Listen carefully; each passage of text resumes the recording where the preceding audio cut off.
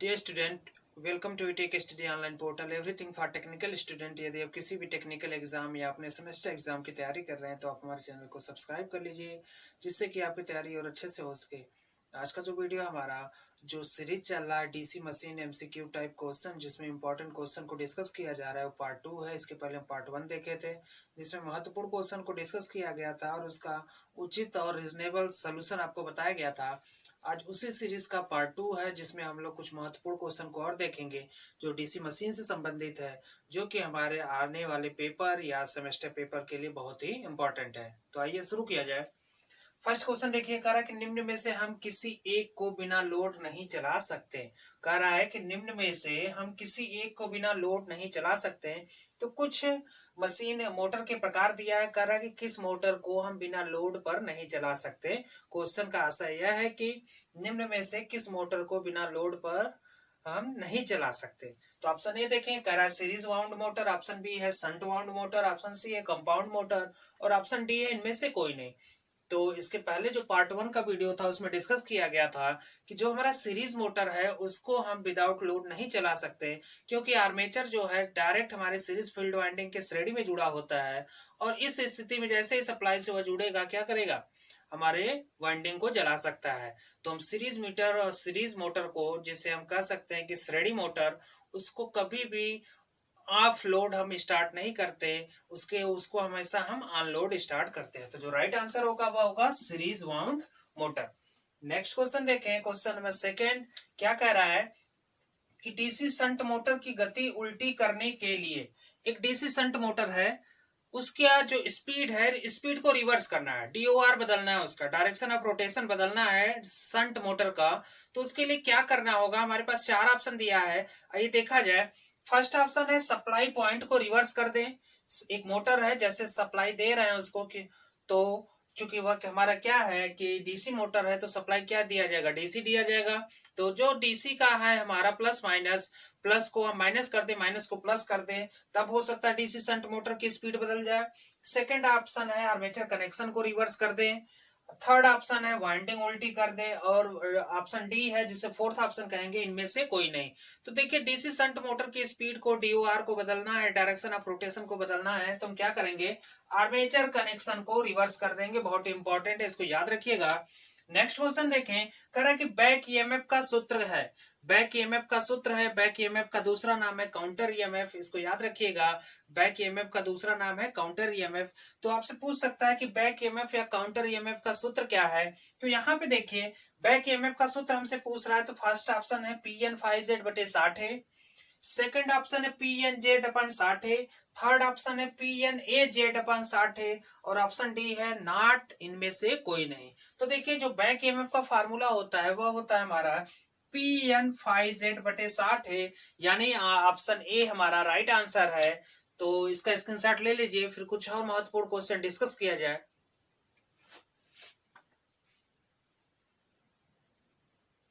Next question देखें, question number 4 क्या कह रहा है कि निम्न में से कौन सा मोटर स्टार्टर का प्रकार नहीं है। हमें पता है कि डीसी मोटर में स्टार्टर का प्रयोग किया जाता है, जो कि हमारे मोटर की वाइंडिंग हो गई या आर्मेचर वाइंडिंग हो गई, इसको सुरक्षित रखने के लिए स्टार्टर का प्रयोग किया जाता है। क्योंकि स्टार्टिंग में जब मोटर को हम ऑन करते हैं तो उस समय लोड क्या होता है, लगभग शून्य के बराबर होता है। उस अवस्था में करंट बहुत अधिक होती है। अगर वह करंट हमारे डायरेक्ट आर्मेचर से गुजारा जाए तो आर्मेचर वाइंडिंग हमारी जल सकती है, जिससे कि बार बार हमें समस्या हो सकता है, क्योंकि आर्मेचर का जो प्रतिरोध होता है लगभग 1 ओम के या 1 ओम से कम होता है।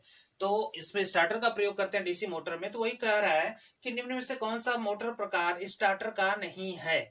तो पहला है 2 पॉइंट, दूसरा है 3 पॉइंट, चौथा है 4 पॉइंट, तीसरा है 4 पॉइंट और चौथा है 1 पॉइंट। तो हमें पता है कि डीसी मोटर में हम 3 प्रकार के स्टार्टर का प्रयोग करते हैं।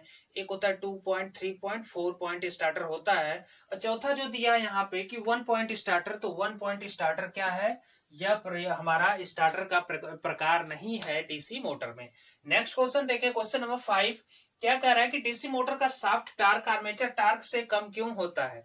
तो शाफ्ट टार्क क्या होता है कि शाफ्ट पे उपलब्ध जो टार्क होता है वह शाफ्ट टार्क होता है, और आर्मेचर टार्क क्या होता है कि वह टार्क जो आर्मेचर को रोटेट कराने के लिए नेसेसरी होता है, आवश्यक होता है, उसे आर्मेचर टार्क कहते हैं। तो कह रहा है कि डीसी मोटर का शाफ्ट टार्क आर्मेचर टार्क से कम क्यों है, इसका क्या कारण है। तो ऑप्शन ए देखें, आयरन क्षति जिसे हम कहते हैं आयरन लॉस, बी है कॉपर क्षति जिसे कहते हैं कॉपर लॉस, सी है एडी करंट लॉस जिसे भौर धारा क्षति कहते हैं, और डी है चक्री क्षति जिसे साइकिल लॉस कहते हैं। तो जो हमारा शाफ्ट टार्क है उसका मान हमारा जो है आर्मेचर टार्क से कम होने का कारण यह है कि साइकिल क्षति जिसे कहते हैं चक्री क्षति, इसको याद रखिएगा, इसके कारण हमारा जो शाफ्ट टार्क है आर्मेचर टार्क से कम होता है। नेक्स्ट क्वेश्चन देखें, क्वेश्चन नंबर 6, करा कि डीसी मोटर में उपयोगी काम करने के लिए उपलब्ध टार्क को कहा जाता है। तो देखिए जो डीसी मोटर में हमारा जो टार्क होता है वो कई प्रकार का टार्क होता है, जिसे कह सकते हैं armature torque, push pull torque या शाफ्ट टार्क। तो उसमें जो सबसे नेसेसरी है या जो सबसे आवश्यक है, जो यूजफुल टार्क होता है वह होता है शाफ्ट टार्क। तो ऑप्शन ए है आर्मेचर टार्क, ऑप्शन बी है ब्रेकिंग टार्क, ऑप्शन सी है शाफ्ट टार्क, और ऑप्शन डी है नॉट, इनमें से कोई नहीं। तो जो सबसे नेसेसरी टार्क होता है, जो सबसे आवश्यक टार्क है, जो हमारे लिए यूजफुल है, वह होता है शाफ्ट टार्क। शाफ्ट टार्क क्या होता है कि मोटर के शाफ्ट पे जो उपलब्ध टार्क होता है, बल लागू होता है, उसको हम कहते हैं शाफ्ट टार्क। इसका स्क्रीनशॉट ले लीजिए, फिर नेक्स्ट क्वेश्चन कराया जाए।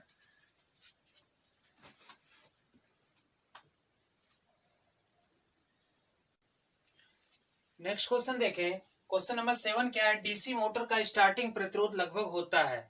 तो डीसी मोटर का स्टार्टिंग प्रतिरोध लगभग होता है, तो ऑप्शन ए है बहुत कम, ऑप्शन बी है 250 से 300 ओम, ऑप्शन सी है उच्च, बहुत उच्च हो गया, और डी है 200 ओम। तो डीसी मोटर का जो स्टार्टिंग प्रतिरोध होता है बहुत कम होता है, इसको याद रखिएगा। नेक्स्ट क्वेश्चन देखें, क्वेश्चन नंबर 8 क्या कह रहा है, डीसी मोटर में घूर्णन की दिशा ज्ञात करने का सूत्र है। डीसी मोटर में घूर्णन की दिशा ज्ञात करने का सूत्र है।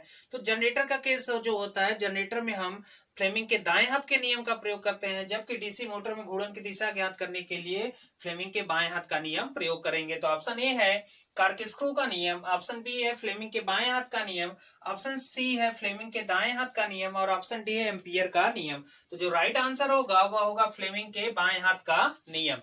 नेक्स्ट क्वेश्चन देखें, दिक् परिवर्तक। दिक् परिवर्तक क्या होता है, जिसे कम्यूटेटर कहते हैं। कम्यूटेटर को हिंदी में कहा जाता है दिक् परिवर्तक। तो आपका जो पेपर में क्वेश्चन आएगा, हो सकता है डायरेक्ट कम्यूटेटर लिखा आ जाए या दिक् परिवर्तक लिखा आ जाए। तो दिक् परिवर्तक से हमें कंफ्यूज नहीं होना है। दिक् परिवर्तक का मतलब होता है जो कम्यूटेटर। तो कह रहा है कि दिक् परिवर्तक सेगमेंट में प्रयुक्त धातु है। तो दिक् परिवर्तक या कम्यूटेटर का जो सेगमेंट बना होता है, पूछ रहा है कि किस धातु का बना होता है। तो ऑप्शन ए है इस्पात, ऑप्शन बी है माइका, ऑप्शन सी है कठोर ताम्र, और ऑप्शन डी है सभी। तो देखिए जो सेगमेंट बना होता है कम्यूटेटर का हार्ड ड्रॉन कॉपर का बना होता है, जिसे कठोर तांबा कहते हैं। तो जो राइट आंसर होगा वह होगा सी। अब यहाँ पे देखिए बच्चे कंफ्यूज हो जाएंगे, क्योंकि यहाँ पे माइका दिया है।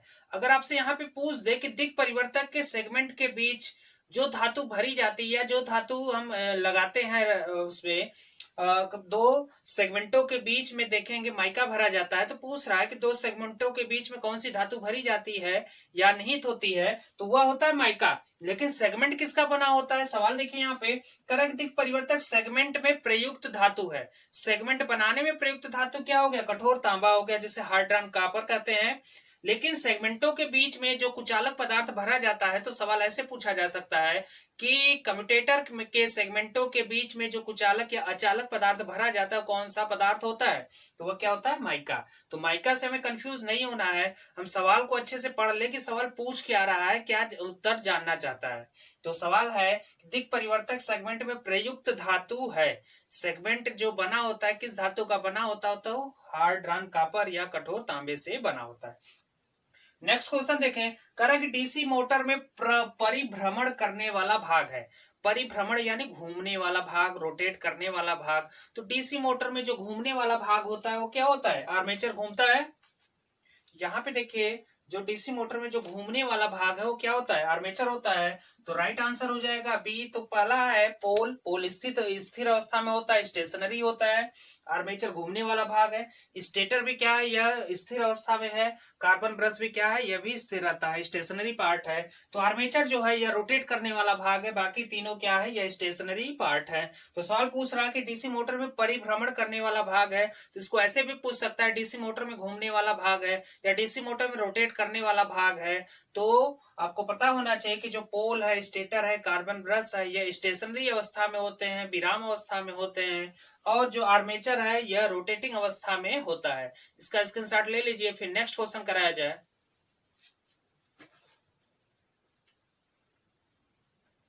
नेक्स्ट क्वेश्चन देखें। क्वेश्चन नंबर 11 क्या कह रहा है कि 11 डीसी मोटर प्रचालन में स्टार्टर का कार्य है। जैसे डीसी मोटर हमें पता है कि यह सेल्फ स्टार्ट है, हमारा डीसी मोटर है, स्टार्टर के द्वारा इसको स्टार्ट किया जाता है। तो डीसी मोटर प्रचालन में स्टार्टर का कार्य क्या है, किस पर्पज से स्टार्टर यूज करते हैं, स्टार्टर यूज करने का, प्रयोग करने का उद्देश्य क्या है।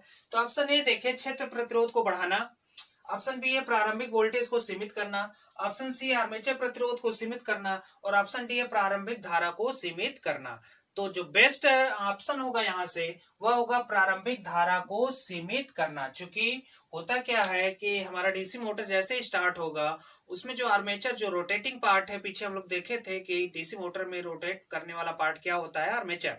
तो आर्मेचर का जो प्रतिरोध होता है लगभग 1 ओम के बराबर होता है। जैसे ही सप्लाई से इसको जोड़ेंगे तो आर्मेचर का प्रतिरोध कम होने की वजह से इससे अधिक धारा गुजरेगी और वह अधिक धारा क्या करेगा, आर्मेचर वाइंडिंग को जला सकता है, जिससे कि बार बार मोटर में समस्या आती रहेगी।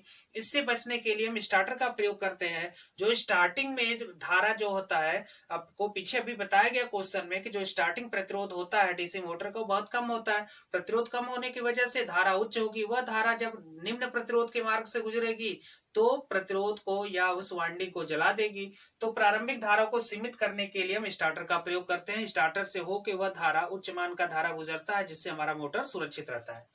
सेकंड क्वेश्चन यहाँ पे देखें 12 नंबर क्या कर रहा है कि डीसी मोटर में ब्रश किसका बना होता है। हमें पता है कि डीसी मशीन में हम ब्रश का प्रयोग करते हैं, जो जनरेटर और मोटर दोनों के केस में होता है।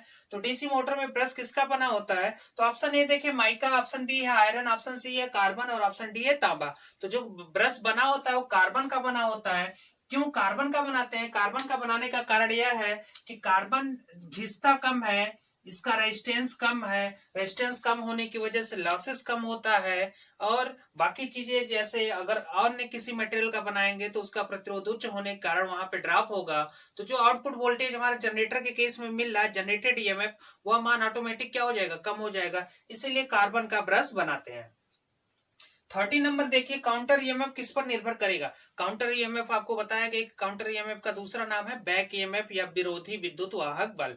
आपको किसी भी नाम से पूछ सकता है कि डीसी मोटर में विरोधी विद्युत वाहक बल या काउंटर ईएमएफ या बैक ईएमएफ किस पर निर्भर करेगा। तो तीनों नाम आप जानते रहिए। तो ऑप्शन ए है स्पीड पर, ऑप्शन बी है फ्लक्स प्रति पोल पर, ऑप्शन सी है समांतर पथ पर और ऑप्शन डी है सभी। तो काउंटर ईएमएफ या बैक ईएमएफ का जो फार्मूला आपको पीछे बताया गया था तो फार्मूला क्या होता है, EB is equal to P N five Z बटे 60 A. EB is equal to P N five Z बटे 60 है, जहां n क्या है स्पीड, फाइव क्या है फ्लक्स प्रति पोल, जेड क्या है नंबर ऑफ कंडक्टर, ए क्या है समांतर पथ। तो यह क्या करेगा, सब पर निर्भर करेगा। तो D is the right answer of the given question. 14 number देखिए। 14 नंबर क्या कह रहा है कि श्रेणी मोटर में, अब श्रेणी मोटर की क्या विशेषता है, चार ऑप्शन पढ़ने के बाद हमें बताना है।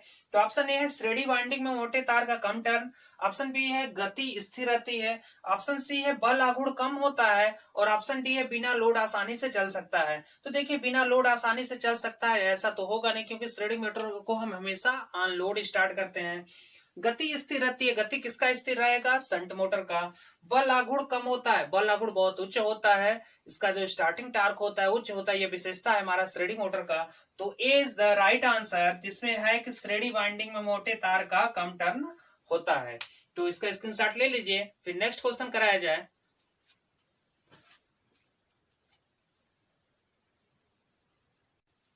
नेक्स्ट क्वेश्चन देखें। क्वेश्चन नंबर 15 क्या कह रहा है कि एक डीसी मोटर में चाल नियमन का सूत्र है। चाल नियमन का क्या होता है, स्पीड रेगुलेशन।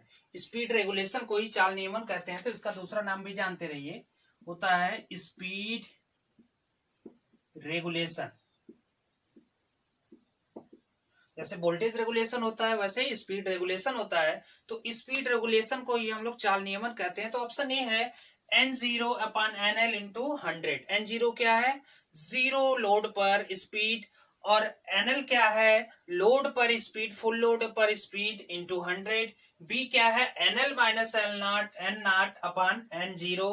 NL क्या है? अभी भी बताया गया कि लोड पर, फुल लोड पर स्पीड। N0 क्या है? शून्य लोड पर स्पीड अपॉन शून्य लोड पर स्पीड इंटू 100। यहाँ क्या है? N0 minus NL upon NL into 100, और डी है NL upon N0 minus NL into 100 के बराबर। तो यहाँ पे जो स्पीड रेगुलेशन होता है, स्पीड रेगुलेशन का जो फार्मूला होता है वह होता है NL minus N0 upon N0 into 100, जहां NL क्या है? लोड पर, फुल लोड पर स्पीड मोटर का। N0 क्या है? शून्य लोड पर स्पीड।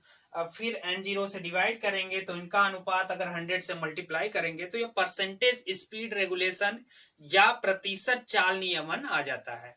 तो उम्मीद करते हैं कि वीडियो आपको पसंद आई होगी। वीडियो अगर आपको पसंद आई तो वीडियो को लाइक करें। अभी तक आपने हमारे चैनल को सब्सक्राइब नहीं किया तो सब्सक्राइब कर ले, तथा बेल आइकन जरूर दबाएं, जिससे कि वीडियो से संबंधित लेटेस्ट अपडेट आप तक पहुंचे। और किसी भी प्रकार के कंफ्यूजन के लिए आप हमारे कमेंट बॉक्स में कमेंट कर सकते हैं। नेक्स्ट वीडियो में आपके कमेंट को कंसीडर किया जाएगा और उसका उचित और सटीक सलूशन दिया जाएगा।